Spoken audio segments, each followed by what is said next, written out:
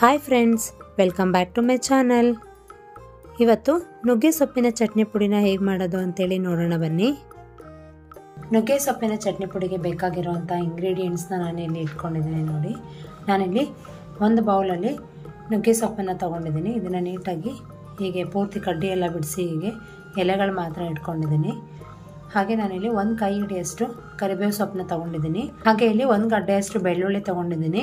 ಇದನ್ನು ನಾನು ಸಿಪ್ಪೆ ಬಿಡಿಸಿಲ್ಲ, ಏನಕ್ಕಂದರೆ ಚಿಕ್ಕ ಚಿಕ್ಕ ಬೆಳ್ಳುಳ್ಳಿ ಸಿಪ್ಪೆಯಲ್ಲಿ ಒಳ್ಳೆ ಫೈಬರ್ ಕಂಟೆಂಟ್ ಇರುತ್ತೆ ಅಂತ ನಾನು ಇದನ್ನು ಹಾಗೆ ಇಟ್ಕೊಂಡಿದ್ದೀನಿ. ಹಾಗೆ ನಾನಿಲ್ಲಿ ಸ್ವಲ್ಪ ಹುಣಸೆ ಹಣ್ಣನ್ನು ತೊಗೊಂಡಿದ್ದೀನಿ. ಹಾಗೆ ನಾನಿಲ್ಲಿ 1 ಟೇಬಲ್ ಸ್ಪೂನಷ್ಟು ಕಡಲೆಬೇಳೆ ತೊಗೊಂಡಿದ್ದೀನಿ, 1 ಟೇಬಲ್ ಸ್ಪೂನಷ್ಟು ತೊಗರಿಬೇಳೆ, 2 ಟೇಬಲ್ ಸ್ಪೂನಷ್ಟು ಕಡಲೆಬೀಜ ತೊಗೊಂಡಿದ್ದೀನಿ. ಹಾಗೆ 2 ಟೇಬಲ್ ಸ್ಪೂನಷ್ಟು ಉದ್ದಿನಬೇಳೆ, ರುಚಿಗೆ ತಕ್ಕಷ್ಟು ಉಪ್ಪು, ಇಲ್ಲಿ 8 ಒಣಮೆಣಸಿನ್ಕಾಯಿನ ತೊಗೊಂಡಿದ್ದೀನಿ. ಬನ್ನಿ ಈಗ ಇದನ್ನು ಹೇಗೆ ಮಾಡೋದು ಅಂತೇಳಿ ನೋಡೋಣ. ಸೊ ನಾನಿಲ್ಲಿ ಒಂದು ಬಾಣಲಿನ ತೊಗೊಂಡಿದ್ದೀನಿ. ಬಾಣಲಿ ಚೆನ್ನಾಗಿ ಬಿಸಿ ಆದಮೇಲೆ ನಾನಿಲ್ಲಿ ನುಗ್ಗೆ ಸೊಪ್ಪು ಇಟ್ಕೊಂಡಿದ್ದೀನ, ಇದನ್ನು ಪೂರ್ತಿ ಇದಕ್ಕೆ ಹಾಕ್ಕೊಂಡು ಚೆನ್ನಾಗಿ ಫ್ರೈ ಮಾಡ್ಕೋಬೇಕು. ಇದು ಚೆನ್ನಾಗಿ ಕ್ರಿಸ್ಪಿ ಆಗಬೇಕು, ಅಲ್ಲಿವರೆಗೂ ಫ್ರೈ ಮಾಡ್ಕೊಳ್ಳಿ. ಲೋ ಟು ಮೀಡಿಯಂ ಫ್ಲೇಮಲ್ಲಿ ಇಟ್ಕೊಂಡೆ ನೀವು ಮಾಡ್ಕೋಬೇಕಾಗುತ್ತೆ.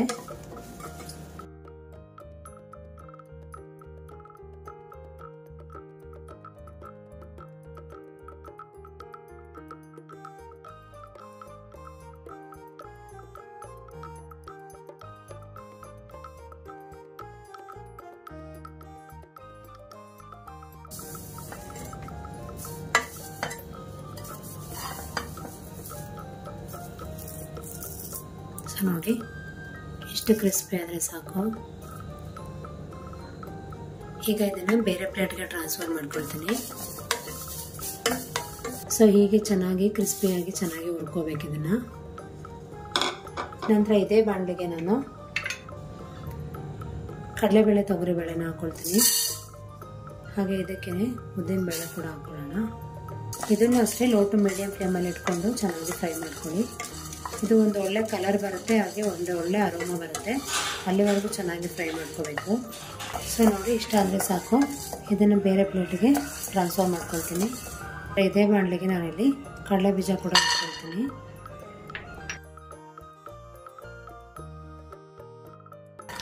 ಇದು ಚೆನ್ನಾಗಿ ಕ್ರಿಸ್ಪಿ ಆಗಬೇಕು, ಅಲ್ಲಿವರೆಗೂ ಚೆನ್ನಾಗಿ ಹುರ್ಕೋಬೇಕು. ಸೊ ನೋಡಿ ಇಷ್ಟು ಚೆನ್ನಾಗಿ ಕ್ರಿಸ್ಪಿ ಆದರೆ ಸಾಕಾಗುತ್ತೆ. ಇದನ್ನು ಅಷ್ಟೇ ಕಡಲೆಬೇಳೆ ಎಲ್ಲ ತೆಗೆದಿದ್ದಾನೆ ಅದೇ ಪ್ಲೇಟಿಗೆ ಟ್ರಾನ್ಸ್ಫರ್ ಮಾಡ್ಕೊಳ್ತೀನಿ.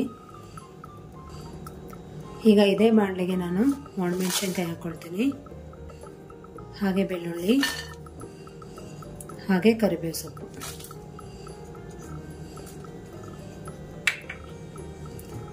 ಎಲ್ಲನೂ ಹಾಕಿ ಹೀಗೆ ಚೆನ್ನಾಗಿ ಫ್ರೈ ಮಾಡ್ಕೋಬೇಕು.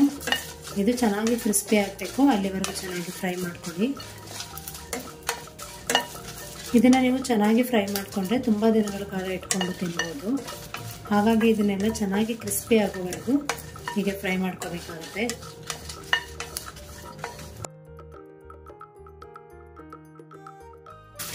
ಇದನ್ನು ಅಷ್ಟೇ ಲೋ ಟು ಮೀಡಿಯಂ ಫ್ಲೇಮಲ್ಲಿ ಇಟ್ಕೊಂಡು ಫ್ರೈ ಮಾಡ್ಕೋಬೇಕು. ಇದೆಲ್ಲ ಈಗ ಚೆನ್ನಾಗಿ ಕ್ರಿಸ್ಪಿ ಆದಮೇಲೆ ನಾನು ಫ್ಲೇಮ್ನ ಆಫ್ ಮಾಡ್ಕೊಳ್ತೀನಿ. ನಾನು ಆಗಲೇ ಇಂಗ್ರೀಡಿಯೆಂಟ್ಸ್ ಇಟ್ಕೊಂಡಿರುವಾಗ ನನಗೆ ಹಿಂಗೆ ಇಟ್ಕೊಂಡಿದ್ದೆ, ಬಟ್ ನಾನು ನಿಮ್ಗೆ ಹೇಳಲಿಲ್ಲ. ಸ್ವಲ್ಪ ಪ್ರಮಾಣದಲ್ಲಿ ಹಿಂಗೆ ಹಾಕೋಬೇಕಾಗುತ್ತೆ. ನೋಡಿ ನಾನು ಇಲ್ಲಿ ಫ್ಲೇಮ್ ಆಫ್ ಮಾಡಿದ್ದೀನಿ. ಸೊ ಇಷ್ಟು ಹಿಂಗನ್ನು ಹಾಕ್ಕೊಂಡು ಅದನ್ನು ಅಷ್ಟೇ ಲೈಟಾಗಿ ಹೀಗೆ ಬಿಸಿ ಮಾಡ್ಕೋಬೇಕು. ಬಟ್ ನಾನಿಲ್ಲಿ ಫ್ಲೇಮ್ ಆಫ್ ಮಾಡಿದ್ದೀನಿ. ಇದೇ ಬಾಣಲಿ ಕಾವಿಗೆ ಇದು ಚೆನ್ನಾಗಿ ಬಿಸಿ ಆಗುತ್ತೆ. ಇಷ್ಟ ಆದರೆ ಸಾಕು. ಇದನ್ನೆಲ್ಲ ಬೇರೆ ಪ್ಲೇಟಿಗೆ ಹಾಕ್ಕೊಳ್ಳೋಣ. ಸೊ ನಂತರ ನಾನಿಲ್ಲಿ ಹುಣಸೆ ಹಣ್ಣು ಇಟ್ಕೊಂಡಿದ್ನಲ್ಲ, ಇದನ್ನು ಅಷ್ಟೇ ಇಲ್ಲಿ ಫ್ಲೇಮ್ ಆಫ್ ಮಾಡ್ಕೊಂಡಿದ್ದೀನಿ. ಜಸ್ಟ್ ಈ ಬಾಣಲಿ ಬಿಸಿಗೆ ಇದು ಸ್ವಲ್ಪ ಹಾಗೆ ಬೆಚ್ಚಗೆ ಮಾಡ್ಕೋಬೇಕು. ಸೊ ನೋಡಿ ಇಷ್ಟ ಆದರೆ ಸಾಕು. ಸೊ ನೋಡ್ಬೋದು ನೀವಿಲ್ಲಿ ಇದೆಲ್ಲ ಇಂಗ್ರೀಡಿಯೆಂಟ್ಸ್ ಅಷ್ಟೇ ಕಂಪ್ಲೀಟ್ ತಣ್ಣಗಾಗಬೇಕು. ಅಲ್ಲಿವರೆಗೂ ಹಾಗೆ ಬಿಟ್ಟು ಆಮೇಲೆ ಇದನ್ನು ಗ್ರೈಂಡ್ ಮಾಡ್ಕೊಳ್ಳೋ ಅಂಥದ್ದು.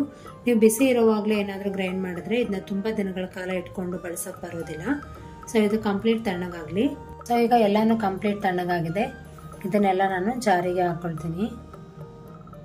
ಸೊ ಇಲ್ಲಿ ಒಂದು ಜಾರ್ ತಗೊಂಡು ಇದಕ್ಕೆ ನುಗ್ಗೆ ಸೊಪ್ಪೆಲ್ಲ ಹಾಕ್ಕೊಳ್ಳೋಣ. ಹಾಗೆ ಎಲ್ಲ ಬೇಳೆಗಳು, ಒಣಮೆಣಸಿನ್ಕಾಯಿ, ಕರಿಬೇವಿನ ಸೊಪ್ಪು, ಬೆಳ್ಳುಳ್ಳಿ, ಹುಣಸೆಹಣ್ಣು ಪ್ರತಿಯೊಂದನ್ನು ಇದಕ್ಕೆ ಹಾಕ್ಕೊಳ್ತೀನಿ.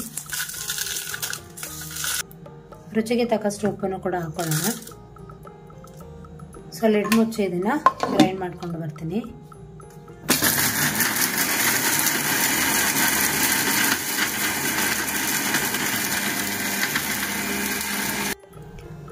ಸೊ ನೋಡ್ಬೋದು ನೀವಿಲ್ಲಿ ಹೇಗಾಗಿದೆ ಅಂತೇಳಿ. ಈ ರೀತಿ ನೀವು ತರ್ತರಿಯಾಗಾದರೂ ಮಾಡ್ಕೋಬೋದು, ಇಲ್ಲಾಂದರೆ ನಮಗೆ ಫೈನ್ ಪೌಡ್ರ್ ಬೇಕಂದರೆ ನೀವು ಹಾಗೆ ಕೂಡ ಮಾಡ್ಕೋಬೋದು. ಸೊ ಇನ್ನೂ ಒಂದು ಸಲ ಹೀಗೆ ಗ್ರೈಂಡ್ ಮಾಡ್ಕೊಳ್ತೀನಿ. ಸೊ ನೋಡ್ಬೋದು ನೀವು ಚಟ್ನಿ ಪುಡಿ ಹೇಗಾಗಿದೆ ಅಂತೇಳಿ. ತುಂಬಾ ಕಲರ್ಫುಲ್ಲಾಗಿ ತುಂಬಾ ಚೆನ್ನಾಗಿದೆ ಅಂತ ಹೇಳ್ಬೋದು. ಟೇಸ್ಟ್ ಕೂಡ ಅಷ್ಟೇ ತುಂಬಾ ಚೆನ್ನಾಗಿದೆ. ನುಗ್ಗೆ ಸೊಪ್ಪು ಆರೋಗ್ಯಕ್ಕೆ ತುಂಬಾ ಒಳ್ಳೆಯದು ಅಂತ ಹೇಳ್ಬೋದು. ಸ್ಪೆಷಲಿ ಇದರಲ್ಲಿ ಜಾಸ್ತಿ ಐರನ್ ಕಂಟೆಂಟ್ ಇರೋದ್ರಿಂದ ಮಕ್ಕಳಿಗೆಲ್ಲ ತುಂಬಾ ಒಳ್ಳೆಯದು ಅಂತ ಹೇಳ್ಬೋದು. ಇದು ಮಕ್ಕಳಿಗೆ ಬ್ರೈನ್ ಡೆವಲಪ್ಮೆಂಟಿಗಾಗಲಿ ಹಾಗೆ ಮಕ್ಕಳ ಬೆಳವಣಿಗೆಗೆಲ್ಲ ಇದು ತುಂಬಾ ಒಳ್ಳೆಯದು ಅಂತ ಹೇಳ್ಬೋದು. ಹಾಗೆ ಶುಗರ್ ಪೇಷಂಟ್ಸ್ ಯಾರಾದರೂ ಇರ್ತಾರಲ್ವ, ಅವರಿಗೂ ಅಷ್ಟೇ ನುಗ್ಗೆ ಸೊಪ್ಪು ಆರೋಗ್ಯಕ್ಕೆ ತುಂಬಾ ಒಳ್ಳೆಯದು. ಅಟ್ಲೀಸ್ಟ್ ವಾರದಲ್ಲಿ 2 ಸಲ ಆದ್ರೂ ನೀವು ಇದನ್ನು ಬಳಸ್ತಾ ಬಂದರೆ ತುಂಬಾ ಆರೋಗ್ಯಕ್ಕೆ ಚೆನ್ನಾಗಿರುತ್ತೆ. ನೀವು ನುಗ್ಗೆ ಸೊಪ್ಪಿಂದ ಈ ರೀತಿ ಚಟ್ನಿ ಪುಡಿ ಅಲ್ದಲೆ ಇದರಿಂದ ಬಸ್ಸಾಂಬಾರಾಗಲಿ ಹಾಗೆ ಪಲ್ಯ ಅಂತ ಹೇಳಿದ್ರೆ ಇದಕ್ಕೆ ಕಾಳು ಬೇಳೆ ಎಲ್ಲ ಜಾಸ್ತಿ ಹಾಕಿ ನುಗ್ಗೆ ಸೊಪ್ಪಿಂದ ಪಲ್ಯ ಮಾಡ್ಕೊಂಡು ತಿಂದರೂ ಅಷ್ಟೇ ತುಂಬಾ ರುಚಿಯಾಗಿರುತ್ತೆ ಅಂತ ಹೇಳ್ಬೋದು. ಸೊ ನೋಡಿದ್ರಲ್ಲ ಹೇಗಿದೆ ಅಂತೇಳಿ. ನಿಮ್ಮೆಲ್ಲರಿಗೂ ಈ ವಿಡಿಯೋ ಇಷ್ಟ ಆಗಿದೆ ಅಂತ ಅಂದ್ಕೊಂಡಿದ್ದೀನಿ. ನಿಮಗೆ ಏನಾದರೂ ಈ ವಿಡಿಯೋ ಇಷ್ಟ ಆಗಿದ್ದರೆ ಈ ವಿಡಿಯೋಗೆ ಒಂದು ಲೈಕ್ ಕೊಡಿ, ಹಾಗೆ ನಿಮ್ಮ ಫ್ರೆಂಡ್ಸ್ ಆ್ಯಂಡ್ ಫ್ಯಾಮಿಲಿ ಮೆಂಬರ್ಸ್ ಜೊತೆ ಕೂಡ ಶೇರ್ ಮಾಡ್ಕೊಳ್ಳಿ. Thank you for watching this video. ನಾನು ನಿಮಗೆ ನೆಕ್ಸ್ಟ್ ವಿಡಿಯೋ ಜೊತೆ ಮತ್ತೆ ಸಿಗ್ತೀನಿ. ಅಲ್ಲಿವರೆಗೂ ನಮಸ್ಕಾರ. Take care.